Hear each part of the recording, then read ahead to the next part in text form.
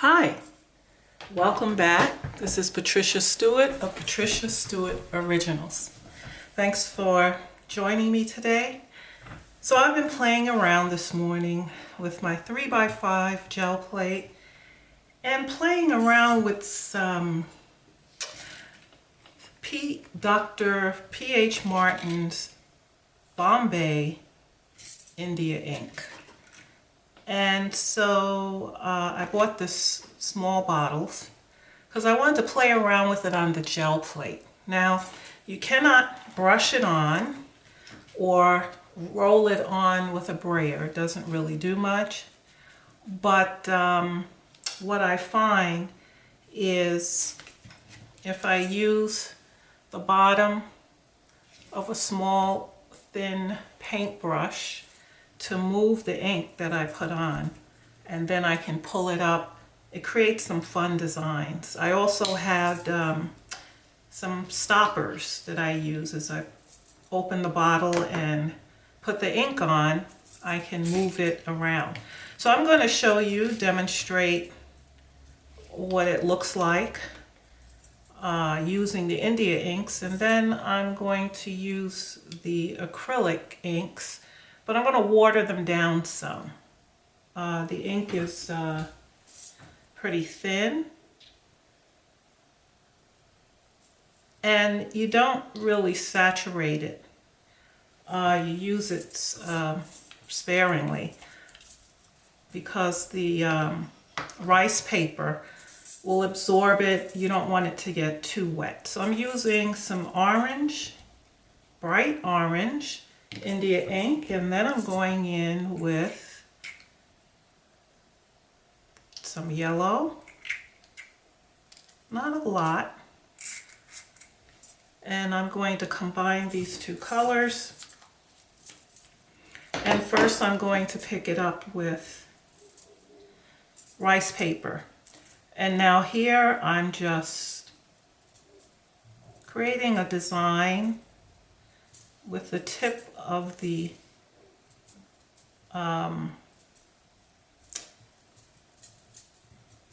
this that I'm using. My memory is going blank on me. Okay, with these all right, so I have mixed in some of the yellow, and now I'm going to pick it up with rice paper, and I'm using the smooth side of the rice paper. And when you put it down, you don't put your hand and smear it on the way that you would use regular paint when you're pulling a print. This is ink, it absorbs very quickly. And so I'm just letting it do what it does. And then I'm going to lift it up. And then you get those nice colors there. Okay, and so that's what it looks like using the rice paper. And the Indian inks are very vibrant. Now you could say, okay, Patricia, I don't have India inks and I don't have, you know, any of these squeezer, forgot what they call them. And so what do? All I have is paint. Okay, so let's try it. If you don't have India ink and you don't have rice paper, let's try it with some computer paper here that I've cut up. And we'll go in with, I'm going to use golden fluid acrylics. If you don't have any fluid acrylics, you take whatever paint you have and you just put a little dab, very little. And now I'm going to thin it out by spraying some water on it. And that's what you will do with the paint that you have. And then I'm going to add to this a little orange.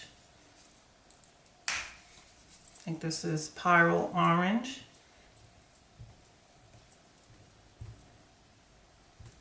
Okay, and I'm going to add that.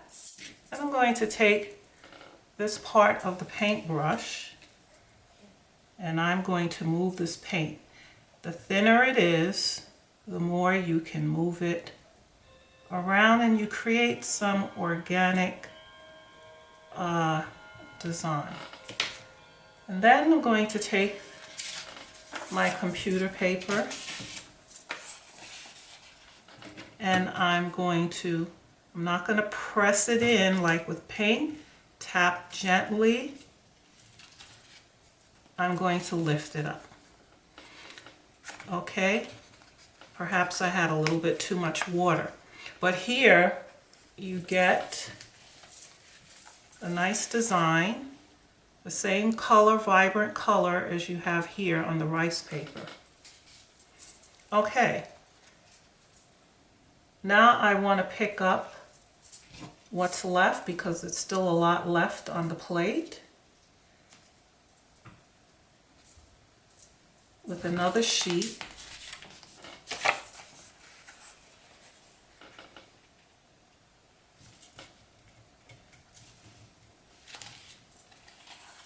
Okay, and it gives me that.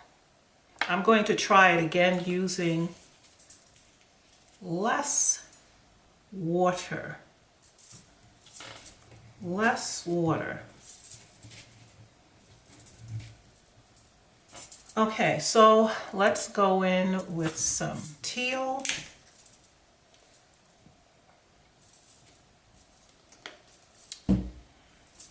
And cadmium yellow again. Little drops. Just one spray of water. And let's mix this around. So I know that with the paint, and also with the India inks, if you use too much and you get a puddle on the plate, it doesn't work well. So you don't want to have too much wetness. So let's try this with another sheet of computer paper. And let's lay it, tap it, lift it up. Okay? And so this is just an example of what it will look like when you're using paint watered down, whereas the India ink and rice paper has a different absorbency. And it seems to spread nicely in a pattern. Whereas the paper doesn't absorb as well. It stays very wet and you lose some of the pattern that you've designed on the plate. So let's go back in.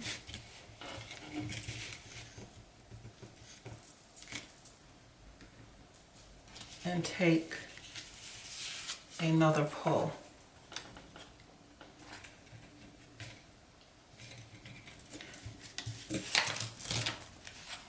And so that's what you get. So now what if we don't add water and we just go with the fluid? If you're working with like golden fluid acrylics, it's already kind of thinned out. However,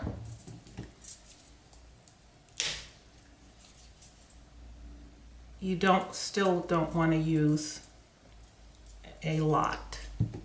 Let's see if we can get a more condensed design or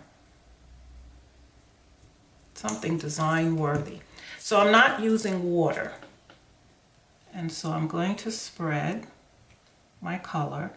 And already it seems to be not moving around as much. But if you're using like the Liquitex Basics, it's much thicker than fluid acrylics, and you may, in order to use something to move it around, you may have to use a little bit more water. So I'm going to take one of these prints that we did already,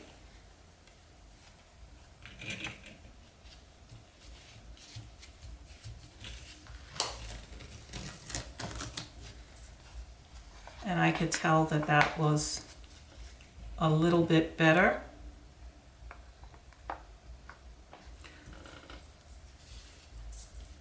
And then with the ghost, I'm going to go back in one that we did earlier. Without adding water, you can press it a little bit. Okay. So it does work better with fluid acrylics, and if you water down your Liquitex or another brand that might be a little thick that's not fluid, just be careful how much water you're using as you water it down. But I like the effect. And this is without using a brayer to roll it on. We're looking for maybe more of an organic design with taking 2 pulls. You can also take a design using 1 pull, using the paint sparingly on the plate. So I'm going to mix some other colors. Let's try to take 1 pull and see where that gets us. So I'm using ultramarine violet. I'm not going to add any water. I'm going to keep it as is, just very little. A little cadmium yellow. You don't want too much paint on the plate, and a little titanium white. So the more colors I'm using at one time, the more paint there is on the plate, but we can spread it around to create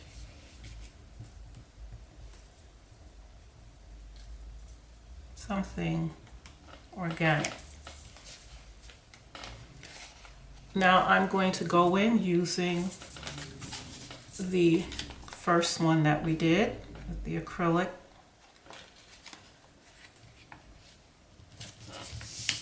And I'm just going to add this layer to it. And we have that. And so this can be done on a larger scale.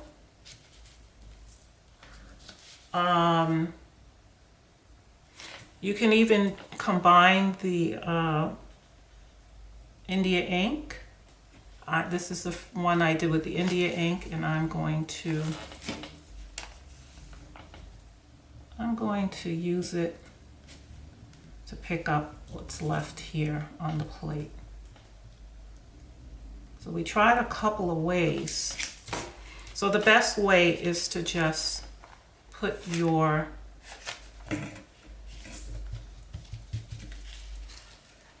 paint down. This is nice. So the best way is to put your paint down, and only if you have a thick paint, if you're using the heavy body paint, you will have to water that down a bit, maybe you would mix it in a cup or container lid, but you don't want it too watery and you don't want it too thick. And so if you're looking to do some organic, something different, you don't have stencils or you don't want to use a stencil, this is an idea where you're just using, and if you don't have a paintbrush, if you have a skewer, use the dull edge of the skewer, not the point, to move it around. You can even use one of these paint mover rubber tip to move the paint around. So it's just an idea for something organic. And I think it works well. No stencil, just something that's intuitive, that you're creating originally yourself. And no two will look the same.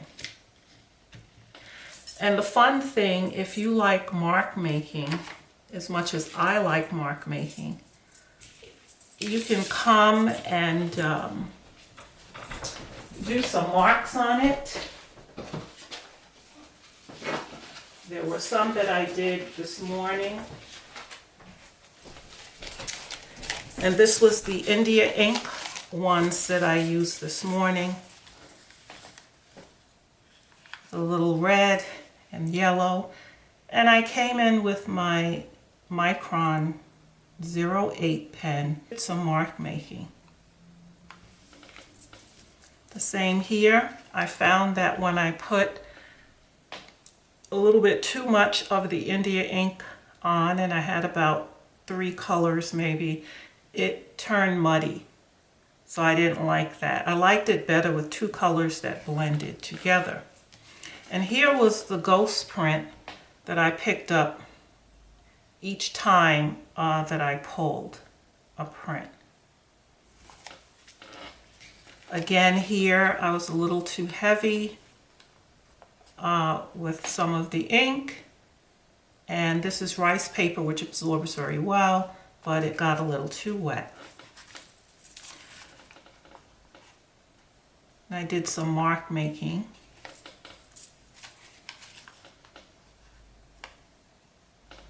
And so I was just experimenting to see the effect of India ink. I have never used it before. I wanted to see if it would be something that I would incorporate in some of my other art. And I think it is. I like it best, as I said, when I use 2 colors that I could blend together, like the yellow, the green, like that. But too many colors with the India ink can muddy it and take away from the beauty. And so you can come alongside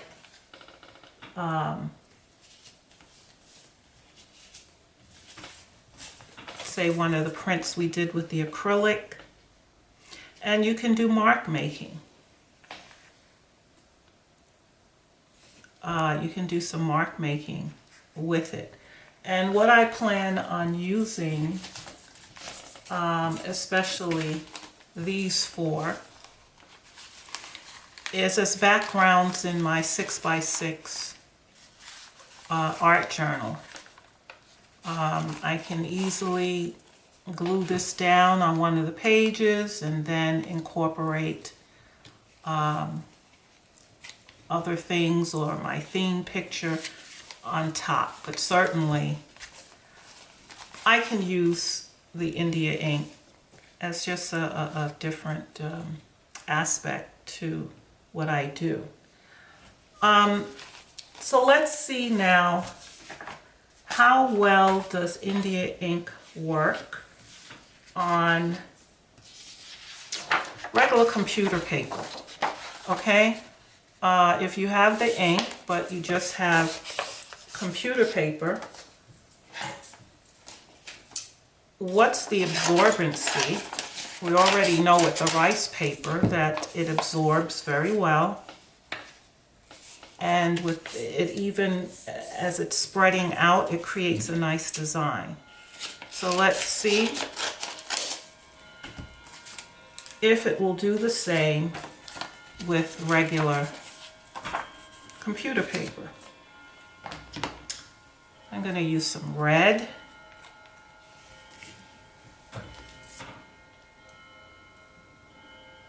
It's very little. I'm going to mix that with a little teal. Let's see, I don't want too dark a color. I'll use the grass green, they say. It is.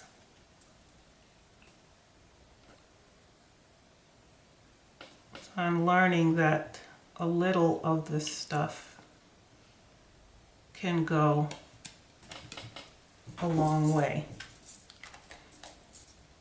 Although it doesn't look like much. Okay, so I'm going to spread it out.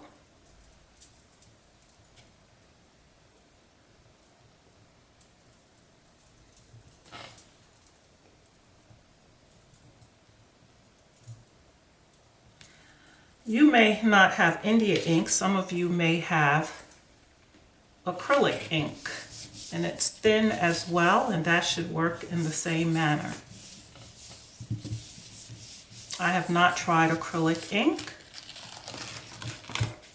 Okay, so if you're putting it on sparingly on the plate, it works well, just as well as on the rice paper. So that's good to know.